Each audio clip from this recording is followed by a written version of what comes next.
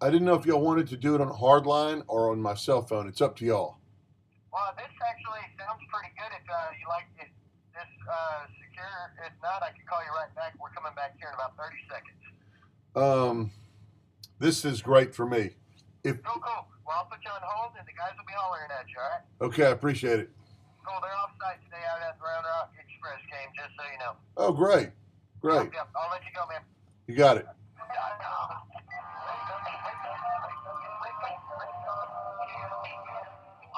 from the Bud Light Studios in Austin, Texas. This is the Sports Buffet here on the Longhorn Station, AM 1300 The Zone. Now, here are your hosts, Dee Hanson and lifetime Longhorn Rod Favors. Hey, folks, got great news for the Buffet Nation. But first, without further ado, I got to get to my man, Jamie Malaysia on the A-line. Jamie, how's everything going, brother? Hey guys, we're getting ready for a big weekend of fun, celebrating the nation and trying to repair the damage to the Constitution that we'll see over the weekend. Whoa. You know what? Let's talk about that. And Jamie is I know Jamie well. I call him Jamie, but he's a DWI dude, as everybody knows him. Now, Jamie, tell us exactly about the right to refusal weekend, exactly what it entails, and, in case you do get caught up in a certain situation, what you need to do. Well, the way that the law enforcement agencies are interpreting it, a no refusal weekend means if you don't give up your rights and surrender yourself to us and just do whatever we tell you to do, like a little old carnival clown, then we're going to take you down and take your blood if we arrest you. Now they do have to have probable cause to arrest, but it doesn't take a lot nowadays. It takes a traffic violation, odor of alcohol in the breath, and then something else that might mimic or give them an idea that you might be intoxicated. The problem is they're not telling you that no refusal weekend tends to confuse people to make them think that means they cannot refuse. We tell people choose to refuse. You have the right to say no to doing the monkey test with the field sobriety test, the eye test, the walk and turn, the one leg stand. You can refuse the portable breath test. You can refuse the breath test. There are consequences, but you can refuse it. When they ask for blood, refuse it. Now, if they get a search warrant, we have to cooperate with search warrants. But basically, that's the bottom line on it. And they're having a statewide no refusal weekend, which means they're going to be basically using deception on people throughout our state throughout the weekend, which is supposed to be celebrating independence from this type of garbage when the Crown was doing it out of England. So I'm confused. I'm not sure why they have to trample on our rights like this over a misdemeanor Class B DWI. Jamie, in those situations, though, whether a person is, I guess, guilty or innocent at that time, people get nervous. Just it's nighttime and the police are talking to them. What are some of if there's just bullet point, make sure you do this, things that you can give people in their back of their minds they can always remember during that course of a very important time in their life? Great point that you made about being anxious, excited, and scared on the side of the road while you're being asked to do tests that you would have a difficult time completing stone cold sober in a laboratory. Now, I tell people, number one, make sure when you get in your car, your headlights are on. People rent cars over the holidays and they don't know where the lights are or the automatic, things like that.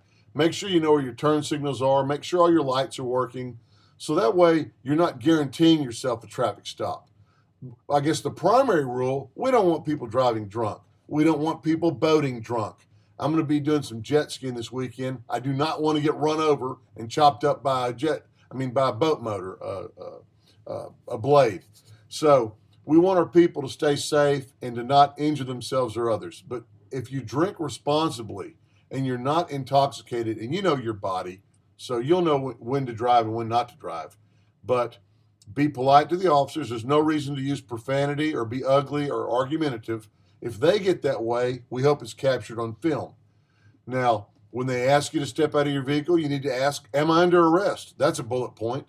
Another bullet point, if they ask you to do the field sobriety test and you have any reason to believe that you won't score a 100, tell them you would like to speak to the DWI dude right now, and they can get a hold of me through our answering service or our lawyers, and we can get right on trying to help them. I can tell you right now, they will not let you call me. They say you have a right to an attorney, but they don't let you contact the attorney until you get out of jail. Don't take the portable breath test unless, I would say unless you had only 1 or 2 beers, but the portable breath test will show an excessive reading that could put you well into the drunk stage by the number it kicks out. Now, that's not the one that's downtown. And then, when they try to do your eye test on the side of the road, I've got a client and his friend out in the lobby right now. I just did the eye test on both of them. Both of them, their eyes are jerking. One of them, I asked if she'd had a head injury, and she said yes, a closed head injury years ago. Her eyes look like a clock ticking away. They're bouncing so bad. If she drank a couple of O'Douls and stumbled during those walking tests, she would get arrested for DWI in all likelihood. So, be cooperative. If you get arrested, don't give any evidence against yourself, and you've got to get a hold of my office within 15 days so we can stop that driver's license suspension if at all possible. Hey, Jamie, give us all the information how we can get in touch with you. Well, on a mobile phone or a smartphone, if you go to dwidude.com, you can push a button to either call the San Antonio office or the Manor office. Either way, you're going to get a live person 24/7, and we will come to the rescue. I've got my white hat all warmed up and cleaned up and ready to jump on a horse and come riding in to save the day. If you go to dwidude.com, you can get our information and set it into your cell phone. In San Antonio, the number spells DWI Dude. In Austin, the Manor office is 278-0935. But I always encourage people, go to the website. dwidude.com has some terrific information for you. I spent the morning up in Williamson County training police officers on issues about the field sobriety testing instructor program. I handled the how to conduct yourself in a courtroom with a defense attorney.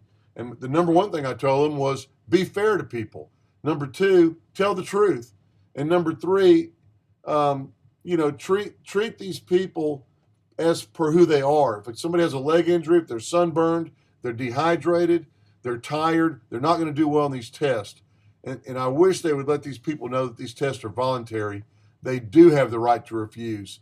There is no such thing as a no refusal policy in the United States of America or in the great state of Texas, by God.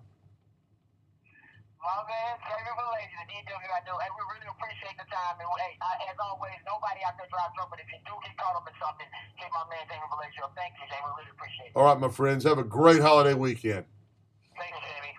Jamie Valady, the DWI Dude. I appreciate it, Jamie. Okay, my friends. Y'all be careful. Call me if there's any trouble.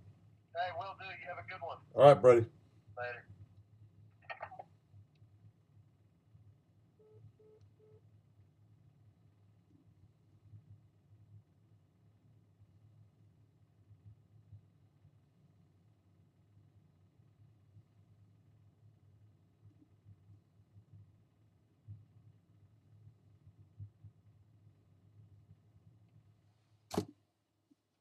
Oh, that's it.